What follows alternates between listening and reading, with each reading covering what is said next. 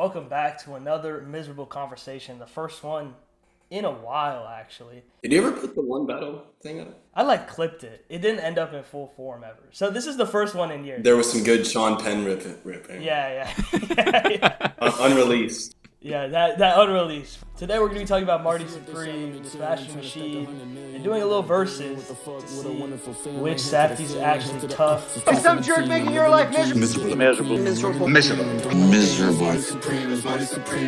But let's start with Marty Supreme. Let's talk about, the thing that everyone's talking about, the reason why everyone watched this film is because Timothée put his whole ass and a half into the rollout. Let's start with performances, and let's start with Timothée Chalamet as Marty Mauser. Overhyped or appropriately or somehow underrated despite how much hype there is around it? What do we think? I think it's perfectly rated, man.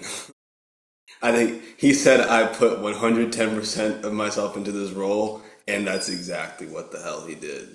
If you watch it, I don't know, the line "you want to get physical like an ape" has, has been stuck in my head for like a week. And I think, especially the thing that was most impressive to me is the fact that they have him in these wide ass shots playing crazy ping pong. He might be one of the best players in the world looking at this. It's crazy what he's doing physically in this movie as well. I saw someone say that they use like a 300 something millimeter lens. And like the first tournament we see, I guess they production design it so well so that they can shoot it the traditional Safdie way and make it look like we're just stealing shots everywhere. And that means everything that you're seeing is just there, including him jumping over the barrier and some crazy shit. I didn't get it until I watched it. He was doing Marty in all the press. Like every time where he's like, "I'm the greatest actor right now and y'all gotta appreciate it." That's just Marty infecting the way that he's talking about his own career. And I thought that was so cool. Something that's so fun about all the Safdie movies is that despite all the ways in which they're experimental and indie and other than this one cheap most of the time, they're still like star vehicles somehow. Like in spite of everything, you're there for Pattinson or you're there for Sandler or you're there for Chalamet, which is such a good mix of like a classic Hollywood, like you're here for the leading man, and all the stuff that makes modern, like post 2000s, like video boom cinema so interesting. But we've got a lot of other performances. This is a stacked cast. How do we feel about Gwyneth Paltrow as Kay Stone? What do we think about that performance? The Safdies in all of these movies do a really good job of casting real people in these movies, and it makes someone like Gwyneth Paltrow, who's supposed to be this opulent movie star, that much more otherworldly. Like, she looks like no one else in this movie. And I thought that was really effective and great. It's just a great, casting, but she's great in the performance as well. Like, her and Timmy are just bouncing off of each other, and it's really, really great to see. Yeah, they're bouncing off each other. Sorry. No. Gwyneth Paltrow is an Academy Award-winning actress, and yet somehow I feel like people don't really see her as that sort of caliber of actress. But I was really, really impressed with this performance. I thought it was super nuanced, and it wasn't just like we get this type of like fading star performance all the time, especially from legitimate. I don't know if we'd call her a fading star because she's still rich and hustling and got like vagina candles and everything. Like she's got the multimedia experience. Yeah. But I think she is fading in a sense. She hasn't had anything Oscar contending since Shakespeare in Love. So it was interesting to see that I don't think this is how she actually feels about her own career and her own life. And this really was leaning into the performance. It wasn't just like getting a legitimately suffering actor to play a suffering actor. The last shot of her in the movie is just through the door, her crying, right? That's it. They slammed the door. That's so good. That's so good. All right, we got other actresses to talk about, other love interests to talk about. Yeah, Odessa as Zion as Rachel Misler. This is basically a love triangle movie, although the two women never share a scene, right? I don't think they ever share a scene. No. But Marty is definitely torn between these two. Maybe he doesn't really like either of them all that much. I can't tell how much is him using these women, how much is him legitimately being attracted to them. So how do we feel about Odessa, who I have only seen in I Love LA so far? So very, very different performance for her. Same, and I was shocked. That was one of the ones that I left the theater and most impressed with. You know, she does a great job of reacting throughout this movie. That was the big standout for me, just because she's put in this situation of like, I'm pregnant and like I have my man and I have the father of the baby. So and because this movie is such just is Marty gonna get what he needs kind of movie, she owns the passenger seat role of this movie so well in a way that I left thinking she was one of the most engaging people in it. It's really interesting, the dynamic that like she's pregnant and like Marty is so obsessed with his own ambition, and it's there, you care about it as an audience member, but you don't feel like Marty is ever that invested in her pregnancy and all of that stuff. And when they have that scene when they're fighting in Dion's dad's apartment, great scene. But when that makeup comes off, person behind me goes, my dad tapped me, bro. My dad was geeked because this movie is so Marty's perspective and everyone else is kind of sidelined in that. When we get those moments where our sidelined characters get to show that they have their own agency and they get to, you know, bring a little bit to the table the way that like Tyler does in his few moments or Kevin O'Leary does. I feel like those are the things that ended up standing out to me because it's so Marty centered. Those are the last two performances that I thought deserved their own, little section. Kevin O'Leary really surprised me because it's not just Kevin O'Leary being Kevin O'Leary. And more than that, the more that we do our own stuff and we cast people to just be themselves, it's hard to get someone to just be themselves. Like people try to minimize that. Like, oh, he's just playing himself. But there is a lot to do in order to have that come across on camera. And then on the second level, he isn't just playing himself. There's really layers to this. And interestingly, I think a lot of people might have felt this. His last line in the film, that revealing that this is in the Sinners cinematic universe, Kevin O'Leary's a vampire. He wrote that line. He told He told Safdie and Bronstein that he was dissatisfied with the last line. Which, of course, he is. He's a billionaire. He wants to go out on top in this movie, literally as Kevin O'Leary. And also Rockwell wants to go out on top. So I really love his exit from the film. I love the spanking scene. I think there's just something special about how much Kevin O'Leary is like this sneering, just walking piece of garbage, but that he manages to execute that in a way that feels different from who he normally is. I think everyone in this movie makes everyone else better, That's something that I can really praise. This isn't like a particular compliment to just Kevin O'Leary, but I don't know. I feel, and as I think more on this, I realize I'm really just complimenting Chalamet again. But I think because he brought 110% to this, and it seems like everyone else did.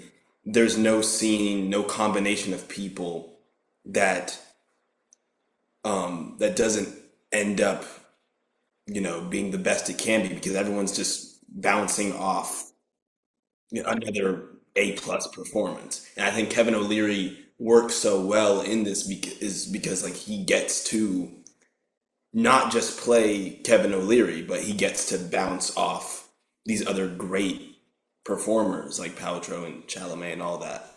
Yeah. I think that's what makes him great in this, And I'm not an expert on this, and I wasn't on set or anything like that, but it feels like Timmy is such a great like center of gravity for everybody else that it makes it feels like it's easy for these other actors to come in and just kind of do their thing, because he's so powerful in every scene. Just fast talking, just like he's dominating every scene almost. Other than Odessa, I would say all these people that we've talked about are kind of like stunt casting in a way, where we get a real actress who is a little bit past her prime to play Kay Stone. We get a real world billionaire to be Milton Rockwell. Tyler, kind of less of that, but there is a sense that because we recognize him and because we've seen him for years, we can kind of buy into the friendship and root for that like buddy comedy kind of more easily because of who he is. I went in a little bit eye-rolly about, oh my God, you got a real billionaire to be a billionaire. So clever. But for some reason, it's not that they disappear into the role, because I think you still see Kevin O'Leary the whole time. I think you still see Tyler the whole time. But the way that they just fit in as a puzzle in the mosaic that it becomes in the end is pretty satisfying in that sense. Come on, he's right here! Marty Ball how to be a boss. I was going to talk about this a little bit later, but I think I'm kind of thinking about it right now. The fact that it's a period piece, but it doesn't try that hard to be a period piece, in my mind, other than in production design. And everything else, it feels, in the way it's shot, in the performances, and most of the accents, in a lot of things, it doesn't feel like it's in the 50s. And then it's 80s music. I'm not going to lie to you, like, it felt seamless. Like, I was aware that, you know, like, Tears for Fears was playing, and that's, like, not from 1952. But as I'm watching it, I'm not thinking about it a ton. Like, it feels so right for the scene. And yeah, even though the score is kind of like asynchronous a lot of the time, not the score, the soundtrack, they're using a lot of songs that are like you said, from the 80s. Yeah, I'm just not like thinking about it because it works so damn well every time. But yeah, what'd you think, Stanley? I think this is a human story, and I think that that would make it resonate equally no matter what year you set it in. And I think that the Safdies are aware of that, and I think that they, other than this just being a guy that existed around this period of time, I don't think that they changed their ethos of filmmaking at all going into this. It's still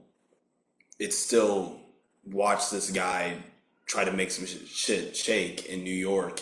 It's still, we're stealing shots. It's still everything that a Safdie movie is. The only thing that I sort of, I don't know, that it might have taken away from is I think the film has so much to say about post-war America and about this period of time.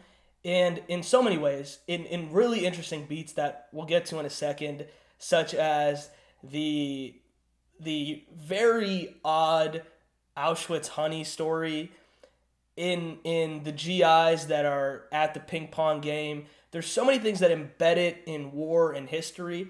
And I think partially for me, the mixing of different things sort of obfuscates maybe what they were going for. And the more that I read other people's takes on how it has things to say about how the Jewish diaspora changed after World War II, or how big money took over after the Axis powers fell, the more I feel like I could have interacted with that more if it was more invested in making us feel where we were in time.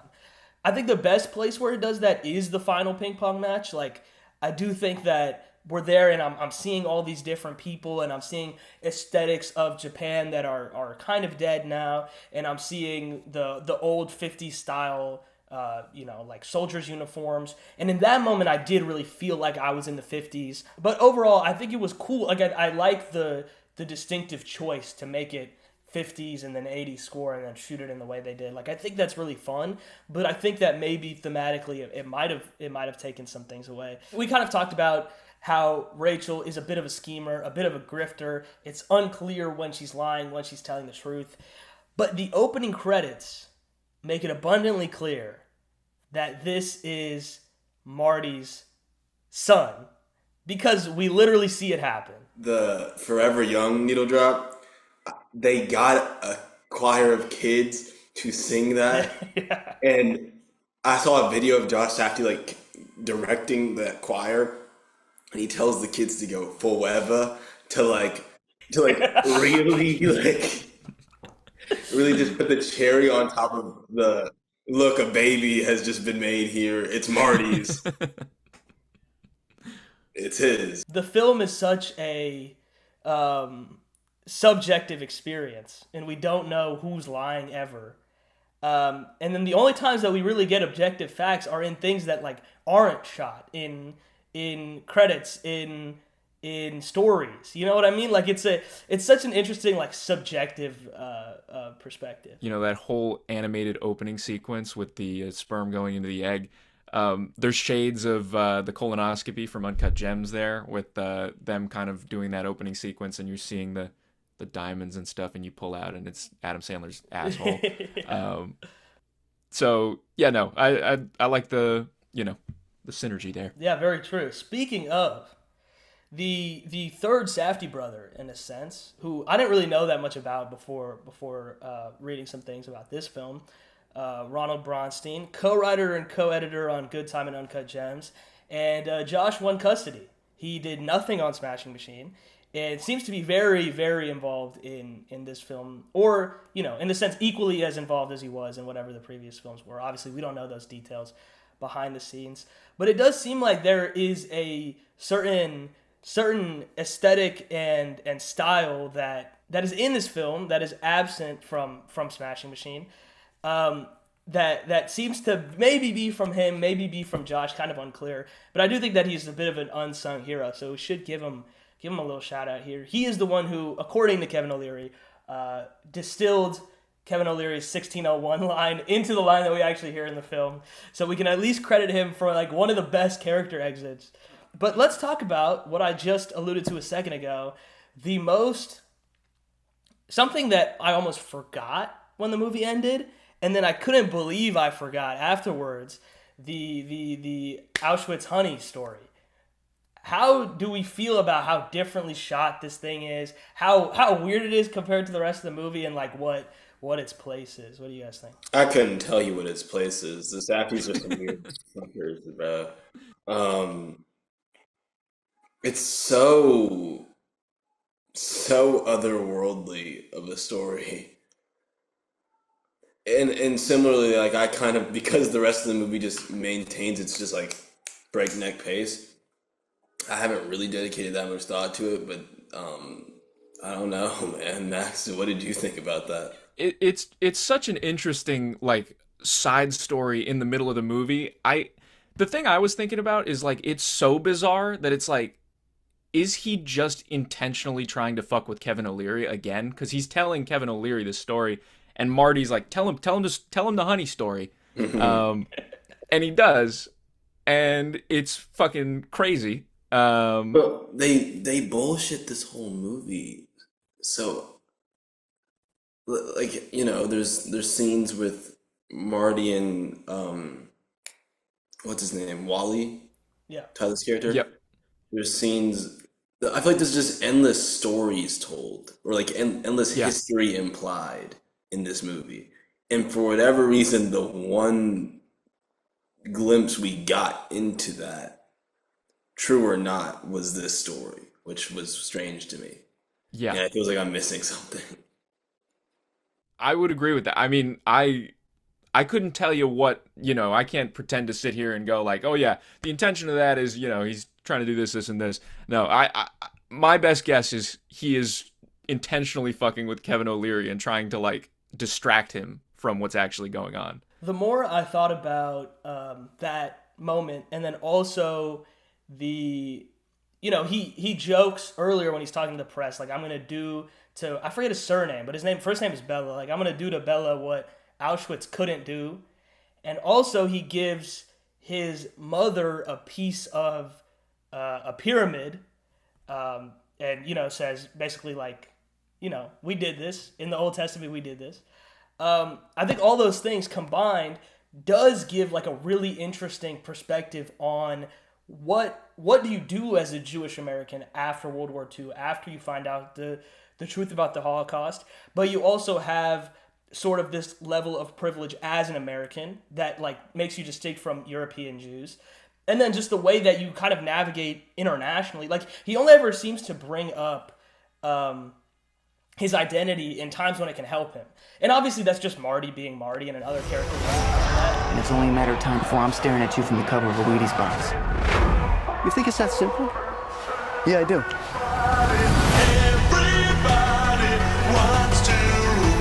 But let's talk about Smashing Machine. I spent way longer on Marty than I thought we would, but it's all good. I think we'll It's a good movie. Well, yeah, it is.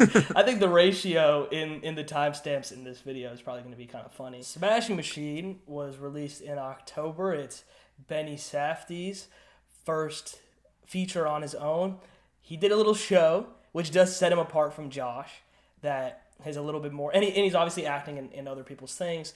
He's going to be pretty important, it seems, in The Odyssey, although he had kind of like a smaller part in Oppenheimer. Something important that I want to say at the top before we say anything else, because I didn't know about this beforehand, and the more I read about it, the more it like kind of casts a shadow over this film. There is a 2002 documentary about Mark Kerr called The Smashing Machine that appears to be the blueprint for this film, literally like one-to-one in certain moments. I haven't watched the documentary, but I read about it, read what other people are saying, seems to be exactly what this film is, which makes this film even more confusing in that if I really wanted to see it accurately, I could just watch the documentary. Why would I watch a guy who's basically the same age as Mark Kerr play Mark Kerr 20, 25 years ago in scenes that I've literally already seen? But maybe there is a reason I'd want to see that, and that reason could be that The Rock is just too tough. So let's start with the thing that got everyone talking, much like the other Safdie films. You want to talk about Pattinson, you want to talk about Chalamet, you want to talk about Sandler. Let's talk about The Rock. Did he rock this shit or not? I think so. I think when people left this movie, I didn't see this until very recently. Though I think back when this movie came out, they left it being like, I didn't even know I was watching The Rock. And I don't think that's true. I think I was very aware that that's who I was seeing, but I think that he brings something very cool to the role. And I think I have the same compliments that I had about a lot of other Safdie performances, where it's not that I'm losing you in this role, it's just that you in conjunction with every other performer, I guess, elevates the personality that I already know you to be. Yeah, definitely. So That I just think fits that's in. why that Right? performance really worked for me. Yeah, Max? Yeah, I piggybacking off of that, I think that they clearly are interested in that aspect of like really, I mean, every director is probably interested in this to some extent, but bringing like meeting the actor to the role.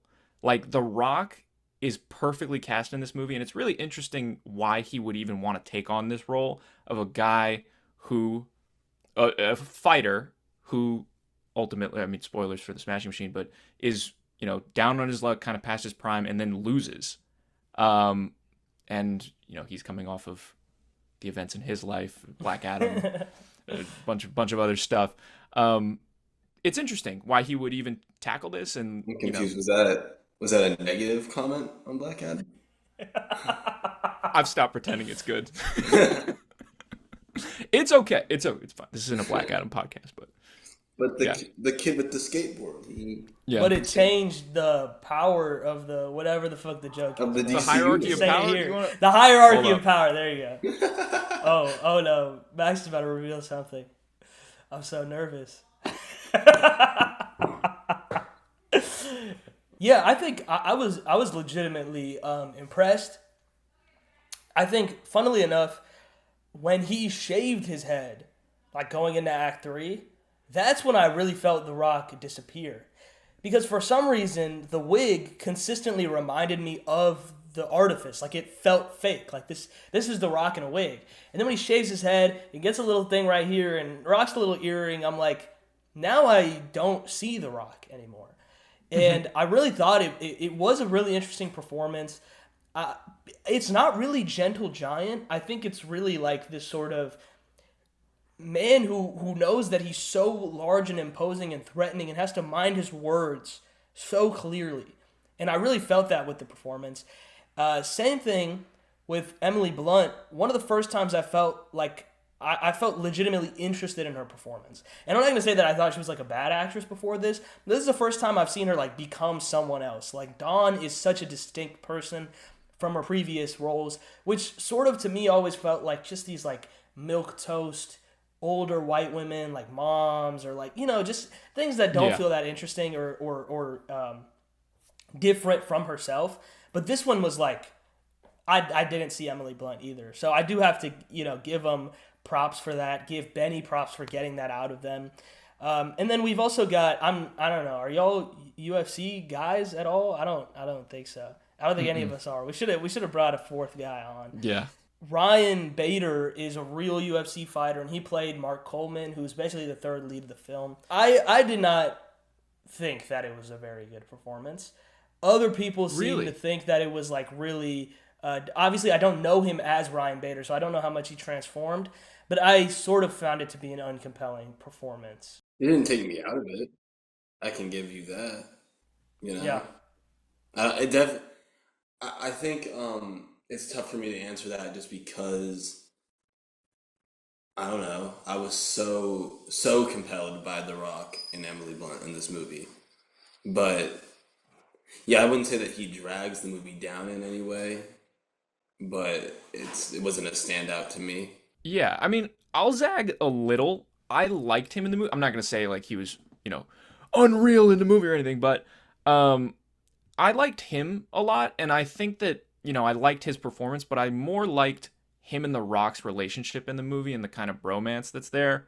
I found it a lot more compelling than the Emily Blunt stuff, which I found to be a little one-dimensional, but and I also think it's interesting the real world comparison there, where it's like two brothers fighting for everything they've wanted their entire lives, and someone's going to lose. And how does one feel about the other winning and losing, and all that stuff was very interesting to me. But yeah, it did feel very autobiographical in a way. Yeah. Where, and maybe that's just us putting it into it, because again, this is one for one a documentary, so obviously Benny didn't like contrive these moments, but for whatever reason, it did feel like we are seeing a man sort of reckon with the fact. And both, we'll get to this in the comparison section, both Marty and Smashing Machine are about guys who've had some really good successes, and the film kind of starts right after it's over. Yeah. Like as if Good Time and Uncut Gems just came out, and they're on top, and now it's like, what do we do now? And seems to be two very different answers to that question that almost illustrate why the movies are so different in a quality sense. It almost seems like it self-professes that shit is just not happening. You know what I mean? But, you know, I did, yeah, he could beat the shit out of me, so I don't want to say that Bader was, like, terrible in it. But I did just feel like it just didn't feel that interesting to me. Real eye roll scene is when he's wrestling or, like, boxing with his daughter, and then he gets the call. Right? It's like Don is like, yo, Mark is in the hospital right now. I don't know, Max, if you remember seeing that. It's been a minute for you. I'm not gonna lie, that was when I was dozing. So this tracks. Yeah. That scene just was like, I was like, this is the laziest way to do this beat and do this moment, and there's just nothing interesting that anybody is giving me. But yeah, let's talk about the direction a little bit more. For me, the direction, it's meant to emulate this documentary. We've got a lot of zooming. We've got this sort of just reverse shot as if two cameras are running at the same time. Shot, you know, we're rarely ever over shoulders where the other camera would be in that frame. And we've got this choppy style that is ultimately linear, though. I found it to make the film less interesting. Yeah, and I also think like part of the intention behind that might have been trying to like emulate the documentary as much as they possibly could, and it's like creatively, why is that interesting? Like that doesn't seem like the most interesting way to tackle this story. But yeah, no, Stanley, what did you think of that? Yeah, I agree. For a story that is so internal, I don't know that it works for me. You know? Yeah. Yeah, I just don't know. I just don't think it clicked. And especially because things kind of, I don't want to say drag, but they move at the pace of a documentary that is objective. Um, when you rob us of narrative in the narrative movie and the ability to identify with the people we're watching, it's a little bit tough to get through 2 hours of it, you know? Definitely. There's just this lack of any like expressionism where Marty's got like just great. It's just lit so well, and I don't think that's what a ping pong tournament looks like. But obviously, I don't want it to look like a ping pong tournament. And for some reason, this film is mostly set in locker rooms, in arenas. I guess I don't know exactly where they're Gyms. fighting. Just Gyms. lots of overhead lighting types of places. Yeah, and then their house in sunny Arizona. It's just the least interesting places that when you light them accurately, There's a shot of the classic, like, guy walks up to the dumpster, tosses his contraband or whatever into the dumpster, and then he literally goes and walks back to his car. And it's just like, they just pan back and forth, and it's just the flattest shot. Yeah.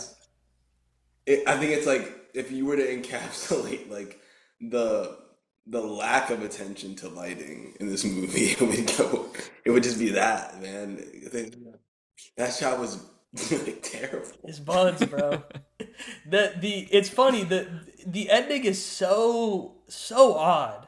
Yes. So odd, as if Yeah. that's not even what the movie was about. And suddenly it's about how Mark Kerr suffered so much to make MMA what it is today, and it's like that wasn't what we were talking Yeah, that's not about. what I It's what the saw. movie should have been about. Yeah, and then it's literally just shot on IMAX of a guy going to the grocery store, and it looks the same as the rest of the movie, bro. Yeah. How disastrous is that? That your movie looks exactly like a guy going to fucking Walmart, bro. It's ridiculous. But yeah, we could talk about that. Literally, what is the movie about? What is the point of the movie? That's my biggest complaint. Yeah. That I don't know. Yeah. Yeah. I generally agree with you guys. Like it's kind of hard to extrapolate something from this, but if I had to kind of reach for something, we talked about it before. I love the ways that they draw like a contrast between how he is in the ring and how he's this like violent beast of a man, and then outside the ring he's just extremely gentle, just kind of, very conscious of the fact that he is this massive imposing being.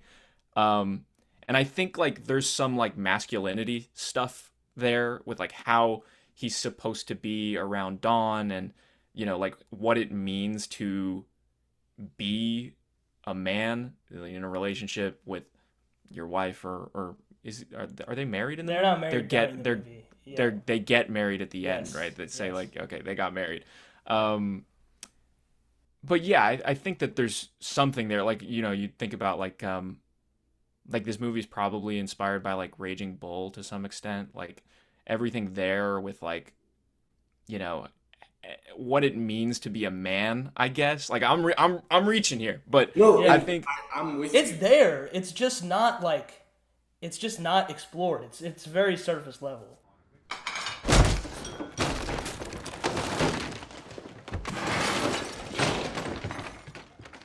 The last thing I kind of want to talk about on this movie before we get into comparing the two, it seems like Mark Kerr was super involved. He was at Cannes when they got the 12-minute standing ovation, and You tried clapping less than 10 minutes for a UFC fighter.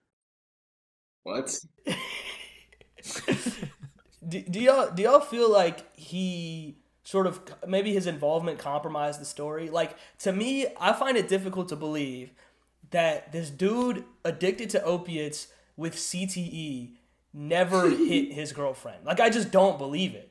Like, the way that Dawn is the villain and he basically never does anything other than break Yeah. a door apart, I don't believe you. They make Dawn seem crazy for implying that he would. Yeah. He's like yelling, and she goes, "What, you want to hit me?" and it's supposed to almost play as like, oh my God, she's tweaking. He would never do that. We saw him like take a door off a wall Yeah. for no reason, bro. Like, I don't know. I think you might be right, man. Cause yeah, he would. I think it's always tricky when you have the people that you're making the movie about involved in making the movie. There's just a conflict of interest there that, you know, I can't say that this is like an always thing. Like sometimes I'm sure some of these movies and shows end up turning out good, but personally, I probably wouldn't want that person in the room influencing things creatively. And talking about like why they made the movie again, like clearly Benny Safdie and The Rock really love and respect this guy, so like that's there. But yeah, no, for all the reasons. Motherfuckers really hate their girlfriends, bro. that's like a W trope, bro. W trope. Shit, bro. There's some things in this movie where, once again, like I guess it's commentary on being masculine, but like she pulls up to the fight as he's being like stretched out, and he just doesn't even say what's up. And that'd be awesome if it was explored beyond a screaming match. It's a lot of screaming, and then when they scream, they reveal information that we never saw. He'll be like, "You were drunk the last 6 nights." Huh? Who was? What? What? Literally, what the hell are you talking about? Ready? I think so. You think so? Come on, Mark, it's a yes or no answer. I think so. That's right. Come on, are you ready? Yes. Ah, looky, look who decided to show up, Marquito! Let's hit our rapid fire. I think it's gonna be pretty quick. Script. Which one had the stronger script, guys? Marty. It's gonna be Marty. Yeah, it's gonna be Marty for me as well. It's literally not even close. I think it's one of the it's better written in my mind. Than it's a better script than Uncut Gems, I think, and maybe even a better script than Good Time in my mind. I think the script is one of the highlights of Marty, even compared to previous ones. I think we'll get into that. Let me not get ahead of myself. Casting wise, this is maybe the only match in which I feel like they can be kind of equal. I think we don't want to give it to them. I'm trying to play devil's advocate here, the other film is Marty Supreme. So, yeah. All right, it's okay. I'll put it this way. I take Odessa's performance over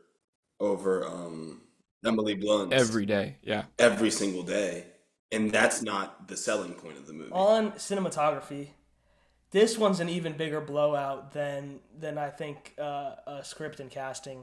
At least for me, I yeah, it just felt lazy. They do a really cool thing in Marty that I think is what's missing from Smashing Machine, which is that obviously the Safdies know how to shoot objectively and from far away. They know how to make us be a fly on the wall. But I think Marty excels in allowing us to have those moments to identify with character. I second all of that, and the fact that they're shooting this, I think both movies are shot on film, but the fact that they're moving the camera so much in Marty Supreme, and there's just a lot more technically going on in Marty Supreme, I feel like. But yeah, it's kind of a blowout here, I would think. We kind of already talked about editing just now. I think it's really the idea that Bronstein is a writer-editor. I just love that double role. Like, to me, that's fire, because the edit is obviously everybody says the last rewrite of the script, and to have someone who's involved as like a co-creator in those two phases, and then lets kind of Josh run with how it's shot. Like, to me, that's such a cool division of their creative choices. So I think the editing in Marty is one of the things that really elevates it. There's an edit of this film that could have been probably a shit show because it's such a sprawling tale, massive, yeah. And so I really have to give tip my cap for Marty's editing, because that blew me away, and obviously exact opposite take on Smashing Machine. So now that we've done our little rapid fire comparison, Let's talk about some more nuanced stuff. Both of these films, oddly, have a lot of Japan in them. Japan kind of serves as this place where athletes can go and be treated like heroes and become like idolized in a way. And any time that, for example, Mark Kerr is in Japan, he can go out, people cheer, he signs autographs. He goes home, he's trapped in this Arizona house, and Don's just yelling at him. With Marty, when he shows up in New York, the whole world is against him. When he goes to Japan, they're against him, but as a sort of heel. It's like 2012 LeBron, Miami. It's like, yeah. So how do we feel about this odd coincidence, maybe not so coincidence, of Japan's role in the films? Maybe the Safdies just hate their girlfriends and love Japan. it's an interesting coincidence that both movies feature Japan so prominently. And both of them are kind of like it's kind of in the same way too, where like you outlined, like it's just, you have the big game is in Japan, really.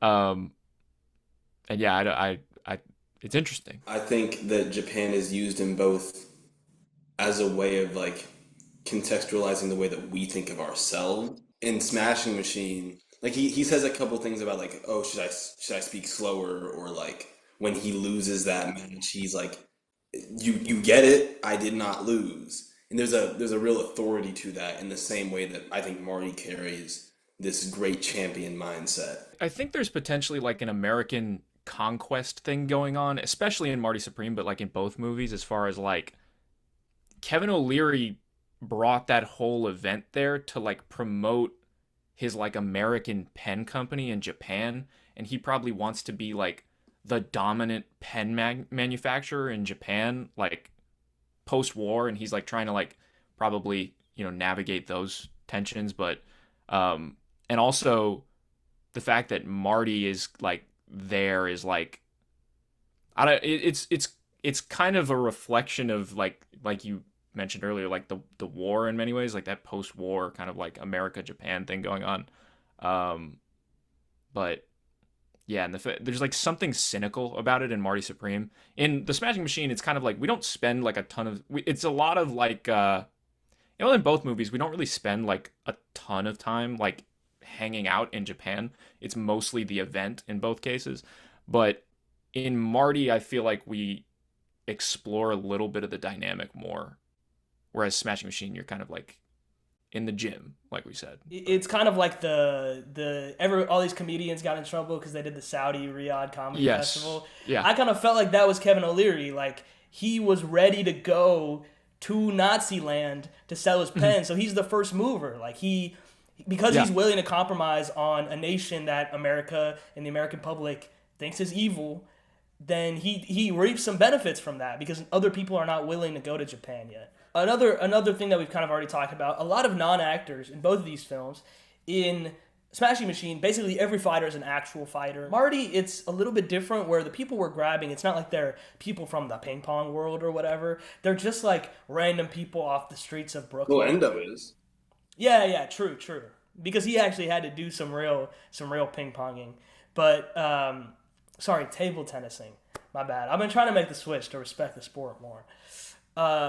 But yeah, the non-actors thing continues from the previous Safdie films, which was cool to see. But let's talk about, how does it compare in y'all's mind to Good Time, Uncut Gems? How does it fit? Marty more obviously fits the lineage of those movies, but The Smashing Machine also has these aspects where like I don't say this as like a dig, but it kind of feels like a function of the filmmaking. But with Benny Safdie's work, when you look at like The Smashing Machine and like The Curse, I think is probably his second most important work since Uncut Gems, unless we're counting like Obi-Wan Kenobi or Happy Gilmore 2 or anything like that. But then, but I think that there's like an airiness to the way that Benny chooses to like look at the world. Like I specifically really liked the way that they depicted the fights in The Smashing Machine, where it's not like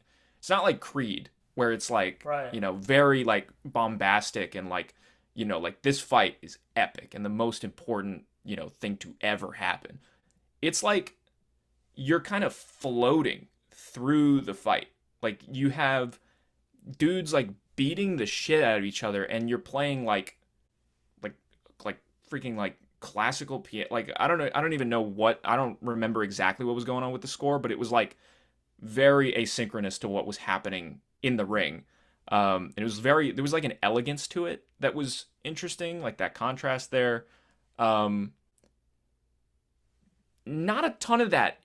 Like you can't like pull a ton of that from like Good Time or Uncut Gems unless like, what do you guys think that there's anything from that specifically or anything in the Smashing Machine in Good Time or Uncut Gems? Yeah, it's difficult to pull. It really does feel like Marty is the next one, in a lot of ways.